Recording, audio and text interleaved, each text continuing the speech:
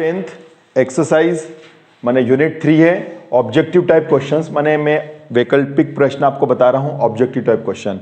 Chapter का नाम है linear equation of two variables, है ना, दो चरों वाले रेखिक समीकरण का युग्म। तो पहले अपन समझते हैं कि रेखिक समीकरण क्या होता है। अधिकतर चीजें यहां पे मैं नहीं लिखूंगा, अगर आप बराबर ध्यान से सुनेंगे सारे बच्चे वीडियो के अंदर तो आपको उसमें से एक भी ऑब्जेक्टिव बाहर नहीं जाएगा, इसलिए बहुत ध्यान से सुनते जाओ। सबसे पहला फिल इन द ब्लैंक्स बनता है कि what is the linear equation, रेखिक समीकरण क्या है। A such equation in which maximum power of unknown variable is 1 is called the linear equation. ऐसा समीकरण जिसमें अज्ञात राशि या चर राशि की अधिकतम घात 1 हो उसे बोलते हैं रेखिक समीकरण। ये आपके सामने एक रेखिक समीकरण है बच्चों, एक लीनियर इक्वेशन है, ठीक है, क्योंकि एक्स और वाई दोनों की पावर कितनी है, 1 है। दूसरा इसमें क्वेश्चन बनता है कि इसे युग्म क्यों बोला गया है, जोड़ा क्यों बोला गया है। बोला ना उसने पेयर ऑफ या सिस्टम इक्वेशन। सिस्टम इक्वेशन का मतलब क्या होता है कि दो लीनियर इक्वेशन का जोड़ा, जैसे x plus B Y plus C equal 0। एक और ले लेते हैं अपन ax plus B Y plus C equal 0। अब आपको ये तो दोनों जुड़वा हो गए, नहीं भाई से चेंज कर रहे हैं, a1 b1 c1 a2 b2 c2। ये दो मैंने जोड़े बनाए आपके सामने लीनियर इक्वेशन को, तो इनको बोलते हैं सिस्टम इक्वेशन बोलते हैं, मतलब जोड़ा, समीकरणों का जोड़ा बोला जाता है। ये दो लीनियर इक्वेशन सिस्टम हो गए, ठीक है। तो दूसरा इनको क्यों जोड़ा बोला गया, दो वेरिएबल क्यों बोला गया, क्योंकि इसमें एक्स और वाई दो वेरिएबल हैं, दो चर राशि है, जोड़ा है, इनको सिस्टम बोला गया, युग्म बोला गया, ठीक है। अगला क्वेश्चन बनता है कि ये जो दोनों आपस में मिलते हैं तो किस प्रकार का सॉल्यूशन होता है, ठीक है। अच्छा, दूसरी बात यह है कि इन दोनों को सॉल्व करने की क्या क्या मेथड है। तो हमारे पास में किसी भी लीनियर इक्वेशन का जो जोड़ा होता है, जो युग्म होता है, जो इक्वेशन सिस्टम भी अपन बोलते हैं, इनको सॉल्व करने की हमारे पास में दो मेथड है। एक होती है ग्राफी मेथड, एक होती है एलजेब्रिक मेथड, मतलब ग्राफ विधि और बीजगणित विधि, ठीक है। तो ग्राफ विधि के अंदर, तो ग्राफ विधि आपने ग्राफ बनाए हैं 3.1 और 3.1 में अधिकतर अपन ने ग्राफ बनाए हैं, आप देख सकते हैं वीडियो के अंदर, पेंसिल कलम वाला क्वेश्चन है, उसमें 3.1 का सेकंड नंबर का उसमें ग्राफ बना रखा है मैंने, तो ग्राफी मेथड हुई। एलजेब्रिक मेथड मतलब बीजगणित वाली मेथड। बीजगणित की जो मेथड होती है बच्चों, बीजगणित की जो मेथड होती है उसको तीन तरीके से विधि से हल किया जा सकता है। पहली है एलिमिनेशन मेथड, विलोपन विधि, सब्स्टिट्यूशन मेथड, प्रतिस्थापन विधि, क्रॉस मल्टीप्लिकेशन मतलब वज्र गुणन विधि, ठीक है। ये तीन मेथड से अपन इसको सॉल्व कर सकते हैं। पहले आपके कोर्स से पहले एक मेथड और हुआ करती थी, लेकिन आजकल वो मेथड बिल्कुल हटा दी गई है। उसका नाम होता था वैदिक गणित मेथड, वैदिक मैथ से भी सॉल्व किया जाता था, ठीक है। वह भाई नहीं तो छोड़ दो। तो अभी अपने पास तीन मेथड है। एलिमिनेशन मेथड, तो इनको सॉल्व कौन कौन सी मेथड से, इन दोनों इक्वेशन की वैल्यू अगर हमें निकालनी हो, मतलब एक्स और वाई की वैल्यू अगर हमें निकालनी हो तो हम एक तो ग्राफ मेथड से निकाल सकते हैं, और बीजगणित में तीन मेथड मैंने आपको बताई, विलोपन, एलिमिनेशन, सब्स्टिट्यूशन, प्रतिस्थापन, क्रॉस मल्टीप्लिकेशन मतलब वज्र गुणन विधि। इससे हम इसको सॉल्व कर सकते हैं, एक्स वाई की वैल्यू निकाल सकते हैं। अच्छा, अब हम आ जाते हैं ग्राफ मेथड के अंदर। क्या ग्राफ मेथड में ये तीन प्रकार से खेल करती है बच्चों। ये दोनों जो इक्वेशन है ना, ग्राफ के अंदर तीन प्रकार से सॉल्यूशन देती है, तीन सॉल्यूशन आते हैं। पहला आप ये देखिए, अच्छा इसमें मैंने बहुत अच्छी बात ये कर रखी बच्चों, यूनिट 3 से पहले मैंने इसका एक इंट्रोडक्शन पार्ट डाल रखा वीडियो में, जाकर के आप देखिए। वो इंट्रोडक्शन पार्ट से आपको लेसन 3 पूरा कंप्लीट हो जाएगा। आपको ये ऑब्जेक्टिव पढ़ने की जरूरत भी नहीं पड़ेगी, लेकिन फिर भी आप ऑब्जेक्टिव को पढ़ें, उसको भी पढ़ें, थ्योरी को भी पढ़ें, और यहाँ पर भी देखेंगे बहुत अच्छा समझ में आएगा। एक भी ऑब्जेक्टिव इससे बाहर नहीं जाएगा, ठीक है। ग्राफ में अगर अपन देखें तो हमारा जो ग्राफ बनता है वो ऐसा बनता है। इसको क्या बोलते हैं अपन, यूनिक सॉल्यूशन, क्योंकि ये दो लाइनें आई, पहली इक्वेशन ये थी, दूसरी इक्वेशन ये थी, दोनों आपस में यहां पर इंटरसेक्ट करके चली गई, मतलब ये आपका आ गया प्रतिच्छेद बिंदु, आ गया इंटरसेक्टिंग पॉइंट हुआ। मतलब इन दोनों को हल करने पर अगर ऐसा ग्राफ बन रहा है तो समझ लो कि ये यूनिक सॉल्यूशन है, क्योंकि सॉल्यूशन ही है कि एक ही जगह डॉट बन रहा है। देखिए एक ही जगह डॉट बन रहा है, मतलब एक सॉल्यूशन है। इसको बोलते हैं यूनिक सॉल्यूशन, मतलब अद्वितीय हल है। अद्वितीय हल का फॉर्मूला क्या होता है बच्चों, दूसरा खालिस्तान बनता है। अद्वितीय हल का खाली फॉर्मूला होता है a1 upon a2 not equals to b1 upon b2। इसको यूनिक सॉल्यूशन बोलते हैं, अद्वितीय हल का फॉर्मूला बोलते हैं, ठीक है। तीसरी बात, जब सॉल्यूशन होता है जब सॉल्यूशन होता है तब हम ऐसे सिस्टम को, तो अब ये देखो इन दोनों इक्वेशन ने ऐसा ग्राफ बनाया, इसको हमने क्या बोला, यूनिक सॉल्यूशन बोला, अद्वितीय हल बोला, उसका फॉर्मूला आपके सामने लिख दिया।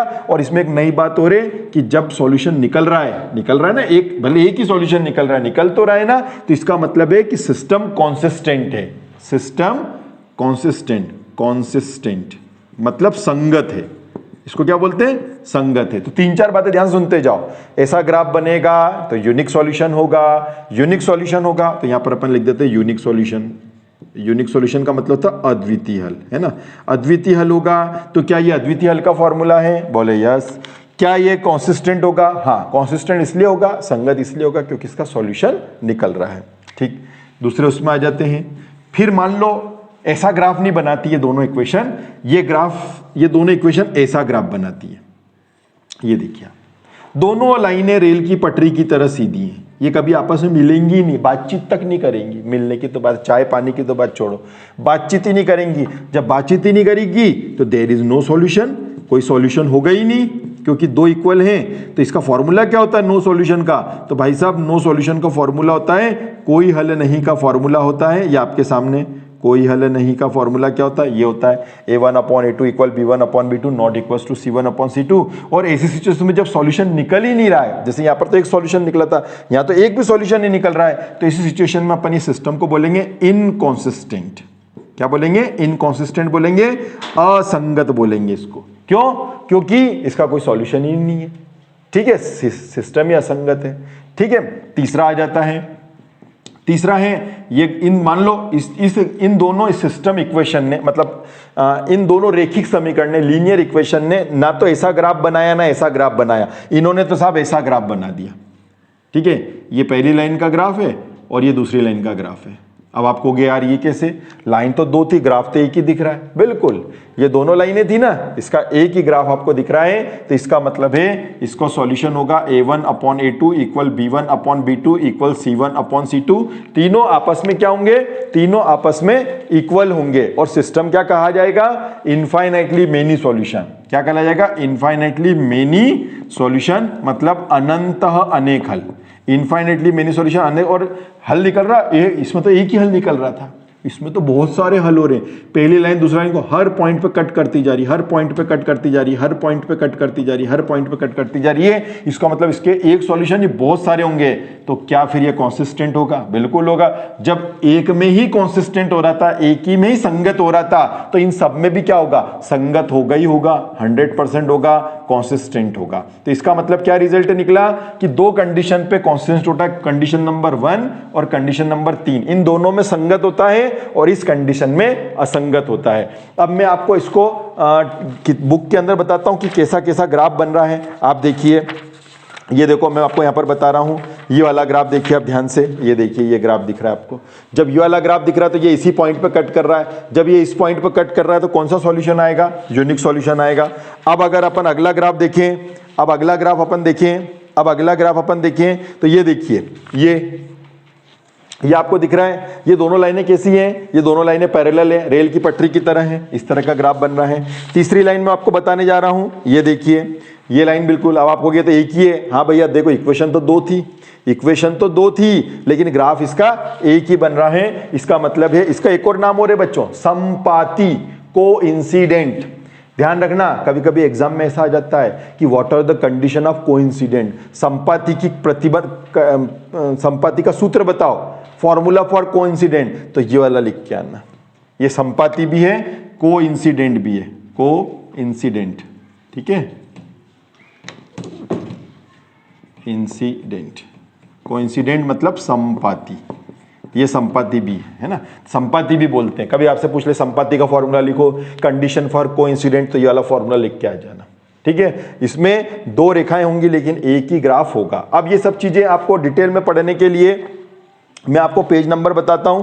हिंदी मीडियम का हिंदी में बोलूंगा, इंग्लिश मीडियम का मैं इंग्लिश में पेज नंबर बोलूंगा। ठीक है, सब जने बुक निकाल लेंगे। हिंदी मीडियम का आएगा पेज नंबर 77, ये हिंदी में बोल रहा हूं 77, और इंग्लिश मीडियम का पेज नंबर आएगा 69। ठीक है, इसमें मैं जो पॉइंट बता रहा हूं समरी लिखा हुआ है ऊपर, तो ध्यान से देखिए। सेकंड नंबर का जो पॉइंट है, तो ये मैंने आपको बताया था ग्राफिकल मेथड से और एल्जेब्रिक मेथड से सॉल्व किया जा सकता है। ग्राफिकल मेथड के अंदर 3 प्रकार के सॉल्यूशन होते हैं जो मैंने आपको बताए, और एल्जेब्रिक मेथड में 2 होते, एलिमिनेशन, ये नीचे आएगा, ठीक है। फिर आ रहा है वो तीसरे नंबर का पॉइंट, सेकंड वाले में निशान लगा लिया, वही जो मैंने बताई वही कोई बात है। थर्ड नंबर पे आ जाइए। थर्ड नंबर पे बता रहा है ग्राफिकल मेथड। ग्राफिकल मेथड में बताया उसने कौन सा कॉन्सिस्टेंट है कौन सा इनकॉन्सिस्टेंट है, तो ये मैंने आपको बता दिया है, ठीक है। तो तीसरे में भी निशान लगा लो। चौथे में कितनी मेथड होती है, तो भैया आपके कोर्स में 3 मेथड है, तो चौथे पे भी निशान लगा लो। पांचवा बहुत इंपॉर्टेंट पॉइंट है जिसमें फॉर्मूले बताए गए हैं, देखिए आप ध्यान से, 5वें नंबर पे फॉर्मूले बताए गए हैं, तो आप लोग भी फॉर्मूले को ध्यान रखना है आपको। तो ये सब मैंने एक साथ लिख दिया, अगर आप इस पेज को ध्यान से कर लेते हैं और इसको पॉज करके आराम से पढ़ते हैं तो आपको कहीं पे भी दिक्कत नहीं आएगी, ठीक है बच्चों। अब हम दूसरे टाइप का ऑब्जेक्टिव चालू करते हैं। देखिए अगले नेक्स्ट टाइप के वैकल्पिक प्रश्न, अल्टरनेटिव ऑब्जेक्टिव क्वेश्चंस। जैसे 2 लीनियर आपको इक्वेशन दे दी है, इनका पेयर दे दिया गया है, a1x a2x b2y c2 equal है, one and only one solution, मतलब यूनिक सॉल्यूशन, एक हल होगा। तो बहुत सारे लोग इसका समझ नहीं पाते कि यार ये 2 इक्वेशन दे रही थी तो इसका one and only one solution मतलब यूनिक सॉल्यूशन होगा, सिर्फ एक हल होगा। तो एक हल कौन सा होता है आपको मालूम है ना, a1 upon a2 not equals to b1 upon b2, मतलब किसका फॉर्मूला आता, अद्वितीय हल का। तो वन एंड ओनली वन मतलब यूनिक सॉल्यूशन, मतलब एक हल। तो एक हल का फॉर्मूला है, जब ये क्वेश्चन ऐसा आता है तो बहुत सारे लोग कहते हैं एक हल, इसका कोई फॉर्मूला होता है क्या, हाँ तो यही वाला यूनिक सॉल्यूशन का ही फॉर्मूला है। दूसरा क्वेश्चन पूछता है वो k के किस मान के लिए, for which value of k का ऐसा कौन सा मान है जिसमें ये सिस्टम है रिप्रेजेंट यूनिक सॉल्यूशन, इसका यूनिक सॉल्यूशन होगा, अद्वितीय हल होगा। तो भैया आपको इक्वेशन ये दे रखी है, अब आप इसको ध्यान से देखिए।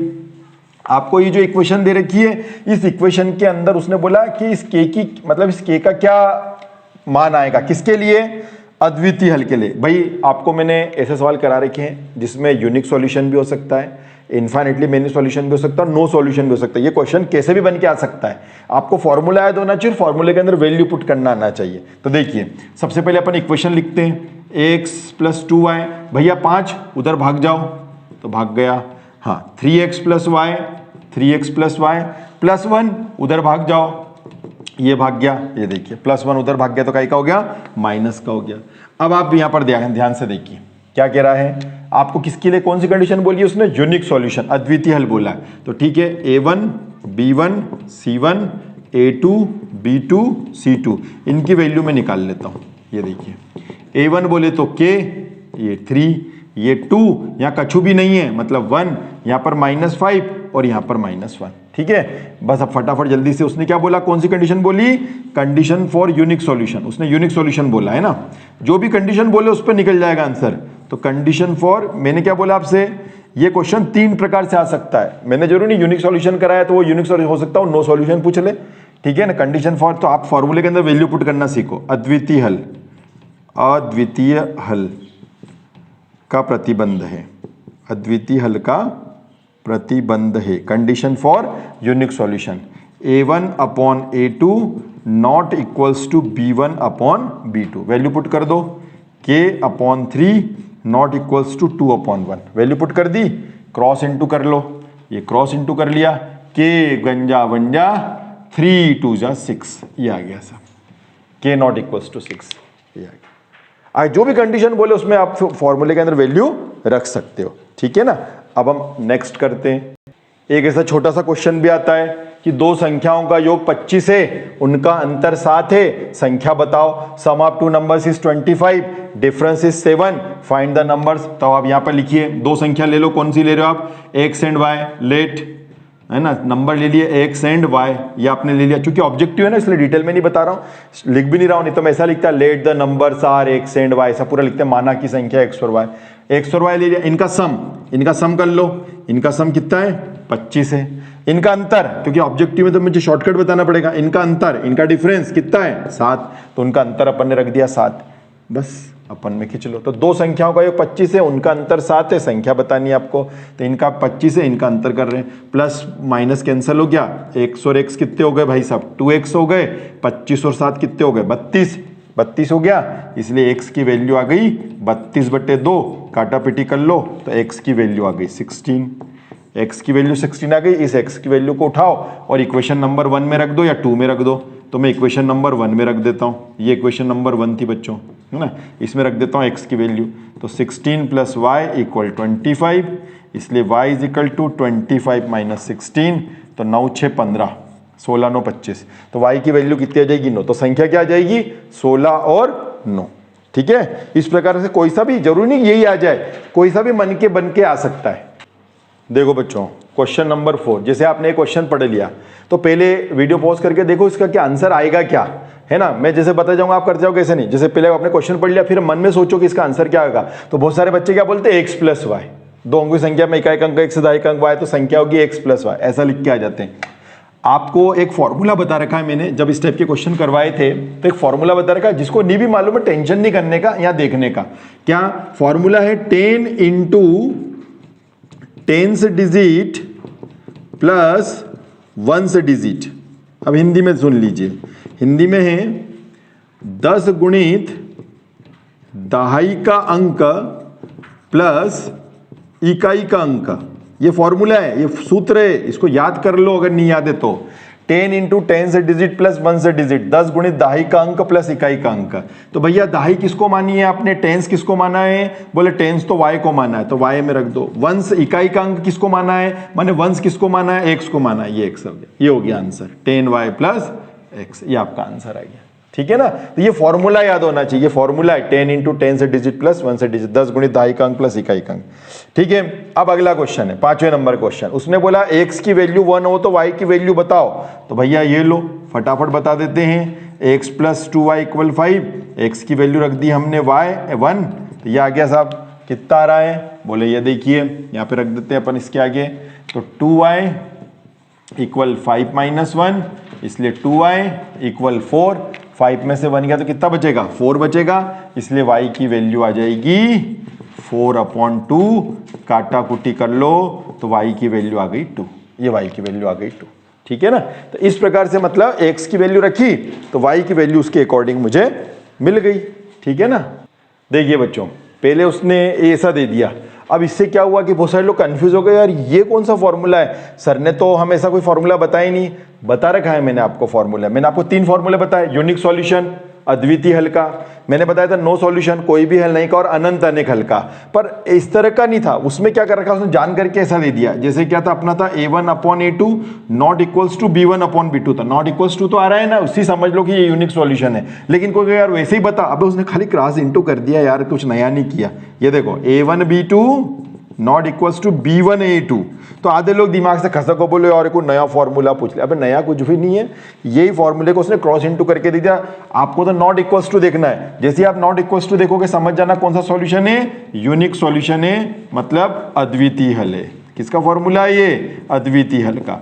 2019 में क्वेश्चन आया बच्चों, उसने कहा ये 2 इक्वेशन मैं आपको दे रहा हूं, 2 लीनियर इक्वेशन है, बताओ ये रेखाएं क्या हैं। हमने कहा क्या मतलब, बोले ये संपाती है, कोइंसिडेंट है, यूनिक सॉल्यूशन रिप्रेजेंट कर रही है, पैरेलल है, मतलब क्या है ये, कैसी है, संगत है, असंगत है, बहुत सारी चीजें मालूम पड़ जाएगी। इससे मैं 2-4 क्वेश्चन बना दूंगा आपके सामने। देखिए सबसे पहले आपको ये दे रखा है, तो आप ऐसा कोई भी क्वेश्चन आ जाए तो फटाफट पहले a1 b1 c1 के पास जाइए। ठीक है, पहली इक्वेशन से a1 b, दूसरी इक्वेशन से a2 b2 c2 निकल जाएगा। सबसे पहले तो आप ये देख लो कि सब इक्वल की उधर भगी हुई है, बोले हाँ सब इक्वल के उधर 0 आना चाहिए, आ रहा है ना, बस ठीक है। हाँ भैया आपके यहाँ क्या है, बोले 1 है। भैया आपके यहाँ -2 है, बोले C1, बोले C1 तो बचपन से ही चला गया। हमने कहा कोई बात नहीं, भगवान आत्मा को शांति दे, 0 लग दो। ठीक है, आपके यहाँ बोले 3 है, आपके यहाँ बोले -4 है, आपके यहाँ बोले 20 है। हमने कहा 20 है तो बोलते हैं पड़ोस वाले आंटी है। ठीक है, तो ये हो गया a1 ये a2 a1 b1 c1 a2 b2 c2 आ गया। अब उसने क्या बोला कि आपको बताना है कि ये रेखाएं किसको रिप्रेजेंट कर रही हैं, ये लाइन किसको रिप्रेजेंट कर रही हैं। तो ठीक है भैया, सबसे पहले अपन एक काम करते हैं, हमने a1 b1 c 2019 का क्वेश्चन है ना, कैसे क्या करना है। तो सबसे पहले अपन ने a1/a2 लिया, a1/a2 कौन है, 1/3 है, ये 1/3। अब आप जाओ b1/b2 के पास, आप b1/b2 के पास चले गए, b1/b2 कौन है, माइनस से माइनस कैंसिल करा, 2 एकम 2, 2 दूनी 4। अब आप ये देखिए क्या ये दोनों इक्वल आ रहे हैं, अगर ये दोनों इक्वल आ रहे हैं, बराबर आ रहे हो तो इसके पास जाना, अगर ये बराबर नहीं आ रहे हो, जैसे ये दोनों ही राजी नहीं है, इन्होंने मना कर दिया तो सही है, तो माँ बाप ने कहा जब ये दोनों ही राजी नहीं तो हम आगे क्यों बात बढ़ाएंगे, हम क्यों जाएंगे काजी के पास, ये दोनों राजी है ही नहीं। तो हमने कहा ठीक है, तो जब पहले देखने दोनों अगर इक्वल नहीं हैं, अगर ये दोनों इक्वल नहीं है तो यहीं पर रोक दो, तो ये किसका फॉर्मूला बन जाएगा, ये फॉर्मूला बन जाएगा आपका a1/a2 not equals to b1/b2, क्योंकि ये आ रहा 1/3 1/2।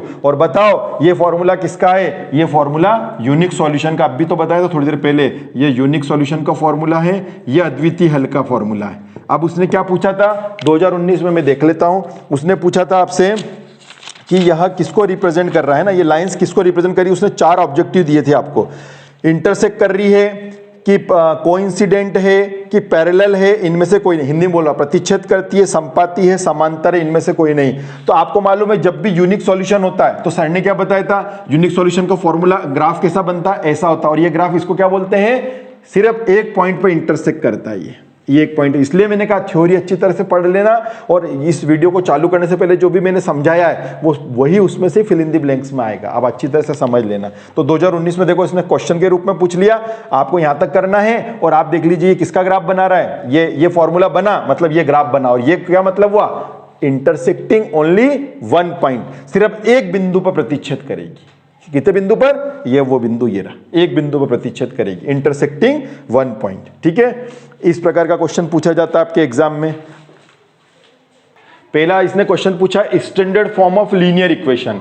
अरे भैया लीनियर इक्वेशन का स्टैंडर्ड फॉर्म तो कितने बता दिया, ax plus by plus c equal 0, 2020 में आ चुका है, स्टैंडर्ड फॉर्म बताना है। तो ये हमने स्टैंडर्ड फॉर्म बता दिया, ax plus by plus c equal, जो व्यक्ति था उसकी आज की तारीख में उम्र है x-4 ईयर है, आफ्टर 10 ईयर 10 साल बाद कितने साल का हो जाएगा, तो भैया जैसे अगर मान लो खाली 4 वर्ष का होता तो 10 साल बाद हो जाता हो 14 साल का, कितने साल का होगा, 14 साल का हो जाता। जैसे आज कोई 14 साल का है, 10 साल बाद 24 साल का हो जाएगा। तो ऐसे अगर ये x खाली अगर 4 ईयर का होता तो अपन 10 जोड़ देते ही हो जाता, लेकिन ये x-4 है तो कॉन्सेप्ट तो वही रहेगा, x-4 है उसमें 10 प्लस कर लो, तो जैसे आप 10 करोगे तो 10 में से 4 गए तो x प्लस 6 का हो जाएगा। कितने का हो जाएगा, x प्लस 6 का हो जाएगा। ये तो 10 साल बाद कितने साल का हो जाएगा वो, अभी x-4 ईयर का है तो 10 साल बाद हो जाएगा वो x प्लस 6 ईयर का। ठीक है, समझ में आ गया आपको, चलिए।